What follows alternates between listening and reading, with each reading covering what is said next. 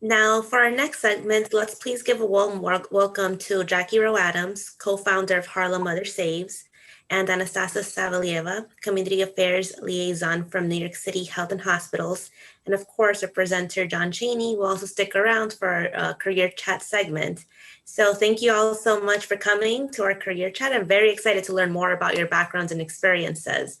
So I guess to just get the conversation started, would you mind giving us a brief introduction of your professional background, such as perhaps what college major or formal training programs you were, maybe previous employers, and how did you really get to where you are now?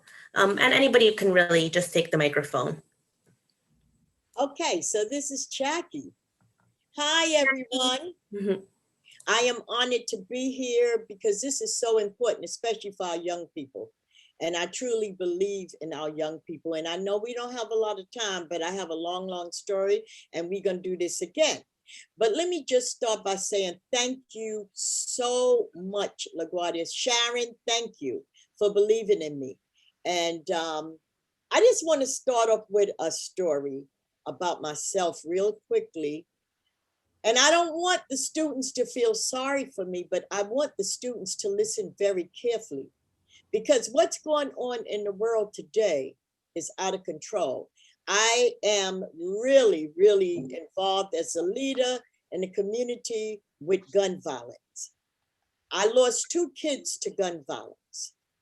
I lost one, he was 17, and he got killed in Harlem, going to a grocery store, buying a soda. 3 fellas saw him in the store and said, "What is that?" I'm not going to say the word, but I hate this word. "What is that in looking at us for? We should kill him." Just like that. And this was in Harlem, where I was living on 122nd Street, where I was born and bred. My parents were still living there.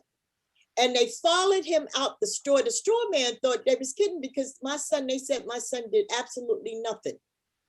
But they followed him out the store and followed him to 122nd, where my parents was living, and shot him right on the stoop and killed him. Immediately, when the store owner, which was on 123rd, heard it, he ran out. He heard the shots. He said, "Oh my God, they were not kidding. They were not kidding." My son was only 17. And the ones who did the shooting at the time was like 19 years old, 18, 19, your age. And they killed him. The store owner saw the cop car and said, "There they go, there they go." And the cops caught them, and they did time. They didn't do enough time for as I was concerned, but they did time. Senseless killing. Senseless. And just today's world is senseless killing. So that's the first son. I was all alone. I mean, I didn't know what to do. I was young. I was really young. But being young and being a mom don't mean that you should not hurt, because I was hurt. But I had support. My support was my church and my family. At that time, they didn't have support groups like I have today. So who would think 16 years later, my second son, Tyrone, the first one was Anthony. My second son, Tyrone, got killed. A 13-year-old killed my second son. And I'm telling you, the 13-year-old older person gave him the gun because they thought that he would not go to jail. But little did they know that 13-year-old went to juvenile, went to jail. It wasn't a jail, it was the juvenile system. And when that 13-year-old turned 18, he had to do time. He did go to jail. I'm still in shock. So after losing my 2 sons, what made me get involved? And I want you to hear me very carefully, because I know I would not have been involved like I am today if I didn't lose my 2 kids. And that's truth. So I had people that would talk to me, and I knew about these organizations. So immediately after my second son, my pastor said, Jackie, they need some members of a school board. And at that time, it was School Board District 5 that I was near. He said, you should try to get on the school board. So in order to get on the school board, you had to run. Politics, it's politics. It was political. I ran for the school board and I won. Matter of fact, my name came in first. I think it was like 6, 7 school board members, 10 maybe, it's a while back. But I became the president of School Board District 5. So I know a lot about education in terms of how it works. And so I got involved and I started understanding and working with the children in the district. And I got to know some of these children. And I feel because I couldn't bring my 2 boys back that I had something to offer to these kids to save a life. And that's what I was doing after my second son. I felt I was saving lives. Then after working with the school board for 10 years, I got involved with the community. You heard young man Nyc. I mean, he's excellent. He's a district manager. I got involved with the community board 10 at that time. The same community board that Nyc, the young man, spoke to you about. I got involved. I filled out my application and I got on the community board.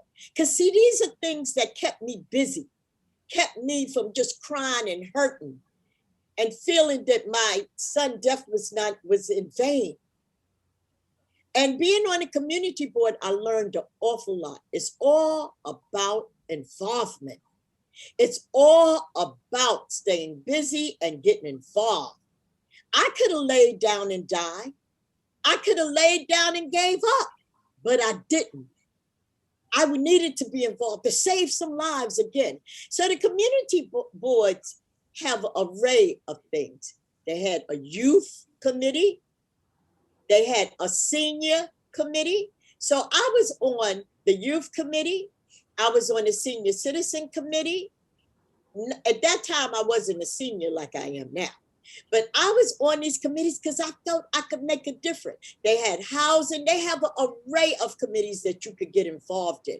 And that's what I did for about 10 years. And I got to know people. I got involved with the precinct council. Every month they have a meeting. I got involved with health. On the health and hospital, I was the president of health and hospital at the Renaissance / Sydenham. It was Sydenham Clinic first, and now it's Renaissance. I was the president of the Renaissance Healthcare for many years. Then I got involved with the union. And now I'm the president of DC 37, Local 299, and we represent 4 agencies: corrections at Rikers Island, all the chaplains, citywide. I represent all of recreation. I represent culture affairs. I represent all the youth programs. So an array of programs. So these are the things I got involved. I guess I didn't have time for my own self. Then I got involved. And how did I start Harlem Mothers Save? Because I was sick and tired of being sick and tired of all this shooting and killing and us killing each other. So I started the organization with 5 mothers crying all over the place. People saying enough is enough. Who's giving our kids these guns? Who is giving our kids these guns? Well, we called a question with one of our assemblymen and the 100 law enforcement. And at that time, Eric Adams was running, he was the president of 100 law enforcement. Assemblyman Keith Wright was assemblyman. And we stood on the steps of City Hall and said, who's giving our kids these guns? And guess what, young people? I am so glad to talk to you today because you need to know Pay attention in your community, because you know who was giving these kids these guns? 2 bodegas in Harlem was selling guns out of their bodegas. It was this watermelon truck that came from down south and was selling watermelon and collard greens. And some of you are familiar. I know, Sharon, you're familiar with the Harlem with the collard green truck and the watermelon, good watermelon. Guns, selling guns out of that truck. So when we stood on the steps of City Hall, that was 2006, and called the question, they shut those bodegas down. They got rid of that watermelon truck and collard greens. And then we started Harlem Mothers Save. Mothers and fathers who've lost kids to gun violence. And now we're dealing with a lot of violence, not only gun violence. We started off with 5 mothers, now we have 50 plus. How could you get involved? We have a lot of students that we have helped, that have did intern, that did their papers with us, did their theses, have made sure that they, do their internship, and reporters. Some wanted to be reporters, and have reported. We done did so many interviews with the colleges, and I'm proud we did. We were able to help them. And I'm proud that they called to volunteer. I have a lot of college, well, not right now because of the pandemic, but even during the pandemic, we've had young people come to volunteer to give out the masks, to give out the gloves, to give out the food. We still serving food. It is so much that you could do while you're in school, is to volunteer and make a difference. And because I made a difference in the community, I want some of you, when you come to Harlem, to go 122nd Street and Adam Clayton Powell Boulevard, and my mother's name is up there, Hermina Rose Street. When Mayor Bloomberg was in, he put her name is up there. That's because I have served my community, learning from my mother. Now, let me tell you about Harlem Mothers Save. Harlem Mothers Save, we do bereavement counseling. We give the parents hope, because a lot of us didn't know where to turn. We do bereavement counseling. We do peer-to-peer. We work with the young people. A lot of them didn't know where to turn because they didn't know who to talk to. We have a doctor that come near, Dr. John Palmer, and counsel a lot of these parents. So again, we need young people. We need you to come and get involved. It's ways you could get involved. First, you got to speak up. You have to speak up. Then the other thing, if you see something, you have to say something when we talk about this violence too. So I'm jumping around because I know we don't have a lot of time, but I want you to understand it's life after in the communities. While you're doing your credits in school, while you're in school, it's a lot that you could get involved in. I am really a music specialist. I really did all my work in school in music. I went to all citywide music school. And I am a music specialist, but then I am a leader in the community. And I have been for many, many years. And let me tell you, I do not take my young people for granted. I think that you are wise, and you heard what Mr. Cheney said. He was really on the money. It's so many things: health, education, juvenile, the justice system. It's so many things you could get involved in. And always know you're not alone. It is somebody always there to support you. You just got to ask and speak up. And just quickly, let's talk about the violence in our community. I do not blame the police. I blame us. We got to take back our community. We got to take back our kids. The police can't do it alone. They need help. And the community is ours. They need our support, and we need theirs. So we got to stand up and start fighting and save these lives when the 1-year-old and the 4-year-old getting shot. Enough is enough. So I don't know, I got so much more to say, but I don't know how much time I have. So. Thank you so much for inviting me. Everyone can hear me, right? We're all good? Okay, cool. Thank you. I really enjoyed hearing everyone speak. I've been learning so much. So Jacqueline said, I am a LaGuardia alumni. I recently graduated from Baruch College, so I did the kind of pipeline system from LaGuardia to Baruch. I went to LaGuardia for business administration. I saw some questions in the chat talking about, oh, if you're not really sure about what career you want to take, what do you want to do? And that was kind of what I was going through my first time at LaGuardia. I ended up going to Baruch for public affairs and international relations. I knew that I wanted to make a difference in my community in some way. My program was a lot of work on campaigning, politics, being able to read policy, making a difference. So some of my career experience during that time, I was a fellow field organizer for Tiffany Caban. I was a intern for City Councilwoman Karen Kozlowitz.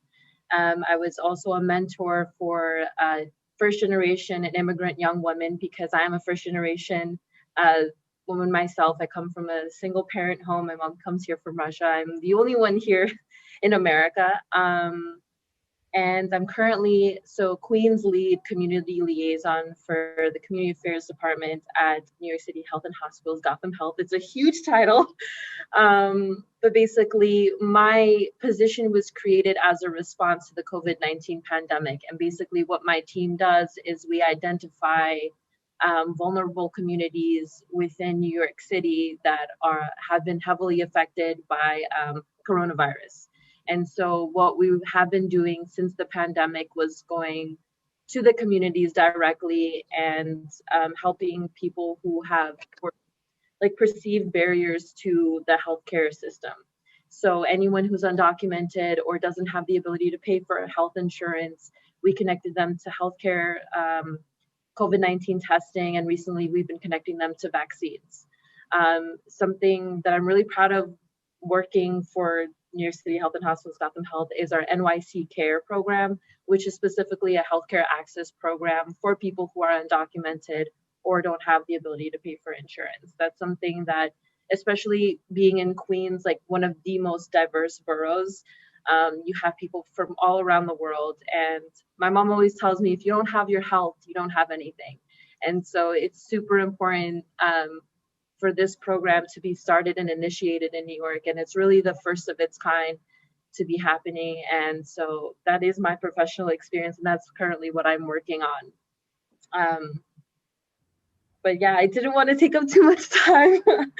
I did want to, just make sure that if anyone has any questions, I do have a lot of experience working with communities, even during my time working with Tiffany Caban. I mean, all of my work has been centered working around Queens.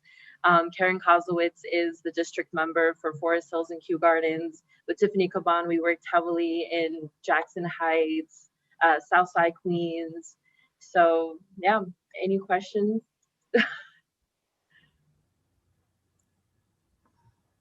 All right, I think we have a bunch of questions for you prepared, and then students, please prepare your questions on your end. Would it be possible, Presenter Don Chaney, to tell us a little bit about your background and the degrees that you have obtained and the training, and really what jump-started your career?